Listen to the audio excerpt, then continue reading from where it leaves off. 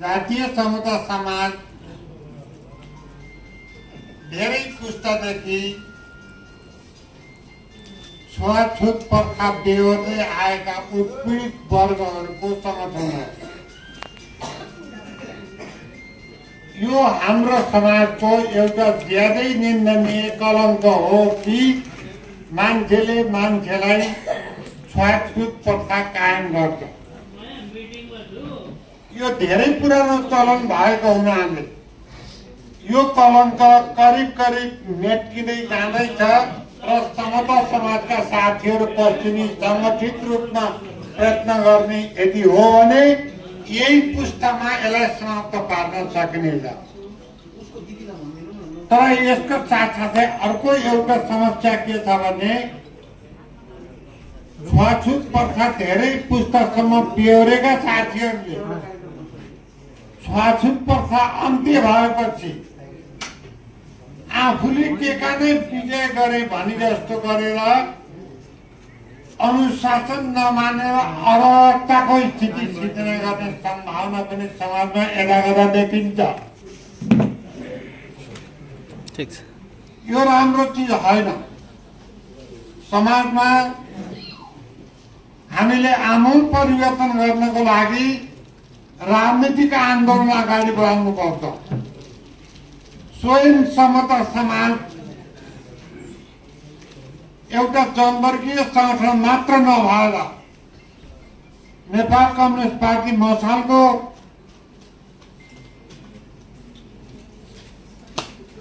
त्योसँग सम्बन्धित संगठन हो। राजनीतिक पार्टीको राजनीतिक कार्यक्रमलाई स्वीकार गरेर मानव समाजमा समानताको स्तर कायम गर्ने राजनीतिक उद्देश्य हो। राजनीतिक उद्देश्य मुक्ति कार्यसँग सम्बन्धित छ, मुक्ति विरोधी छ। सम्पन्न वर्गका मान्छेको मुक्ति धेरै भन्दा धेरै अरू मान्छेलाई काम गराएर आफू यस आराम सुख सहलका साथ बस्यो भने त्यसैलाई मुक्ति मान्छन्। तर श्रम बेचेर खाने मान्छेहरू, श्रमजीवी मान्छेहरू त्यतिखेरै मुक्त हुन्छन् जतिखेर समाजमा कसैले कसैलाई शोषण गर्न पाउन्न। किनभने समाजमा हामीले खाने लाउने बस्ने शिक्षा स्वास्थ्य रोजगारका समस्या त सबैका समस्या हुन्। यिनी समस्या एक्लै कसैले पनि समाधान गरेको छैन, गर्न सक्दैन। जब हामी सामूहिक काममा लाग्छौँ भने, जब हामी सामूहिक प्रयत्न गर्छौँ भने हाम्रो खाने समस्या समाधान गर्न, हाम्रा लाउने समस्या समाधान गर्न, हाम्रा बस्ने समस्या समाधान गर्न, हाम्रा शिक्षा स्वास्थ्य र रोजगारका समस्या समाधान गर्न जब हामी सामूहिक रूपमा काम गरिरहेका छौँ भने हाम्रो मुक्ति कतिखेरसम्म सम्भव छ भन्दा समाजमा कसैले पनि कसैलाई शोषण गर्न नपाओ। समाजका हरेक व्यक्तिले आफ्नो योग्यता अनुसारको श्रम गर्ने, तोकिएको समयसम्म श्रम गर्ने र आफ्ना ज्याला लिएर आफ्नो आवश्यकता पुरा गर्ने। यो व्यवस्था समाजमा जबसम्म कायम गर्न सकिन्न तबसम्म राजनीतिक आन्दोलन निरन्तर जारी रहन्छ।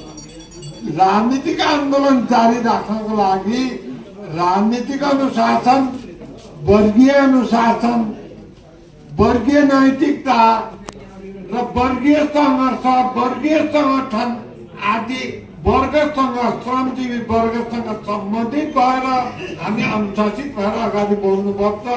यो समता समाजको संगठन 10औं राष्ट्रिय भेलासम्म अगाडि बढेको अवस्थामा अब यो भेला भव्य र सभ्य रूपमा सफल हो, मेरो शुभकामना छ। र यो भेलामा सहभागी साथीहरूले, यो भेलामा आएका प्रतिनिधिहरूले सबैले हामी जातीय समता समाज अन्तर्गत रहेर समाजमा समानताको वातावरण स्थापना गर्ने हो। समानता छुवाछुत मात्रैको कुरो होइन, न्यायको कुरो मात्रै होइन। समानता व्यक्तिगत सम्पत्तिसँग जोडिएको छ। वर्तमान समाजमा जोसँग धेरैभन्दा धेरै व्यक्तिगत सम्पत्ति छ, व्यक्तिगत स्वामित्वमा उत्पादनका साधन दर्ता भएका छन्, उनीहरूले अरूलाई काम गराउने अधिकार पाएका छन्। हो, यही अधिकारबाट त्यसमा काम गर्ने मान्छेहरू शोषित अवस्थामा रहेका छन्, शोषणमा रहन्छन्। जबसम्म यो व्यवस्था कायम रहन्छ हामी शोषणबाट मुक्त हुन सक्दैनौँ। त्यसकारण यो व्यवस्थालाई आमूल परिवर्तन गर्नको लागि राजनीतिक रूपमा अनुशासित, सङ्गठित र एकताबद्ध भएर सङ्घर्ष गर्ने परम्परा हामीले विकास नगरेसम्म समाजमा आमूल परिवर्तन गर्न सक्दैनौँ। त्यसकारण पहिलो काम त जातीय समता समाजका साथीहरूले छुवाछुतको अन्त्य गर्ने, समाजमा समानताको हैसियत स्थापना गर्ने काम त गर्न पर्यो, तर यतिले मात्रै पुग्दैन। हामी श्रमजीवी वर्गसित एक भएर राजनीतिक पार्टीको अनुशासित कार्यकर्ता भएर हामीले सम्पूर्ण समाजमा आमूल परिवर्तन गरेर एउटा समाजवादी समाज, एउटा समतामूलक समाज निर्माण गर्नमा हाम्रो योगदान थप्ने प्रयत्न गर्नुहुनेछ। यही शुभकामनाका साथ मेरा 2 शब्द टुङ्ग्याउँछु। हवस् त, धन्यवाद।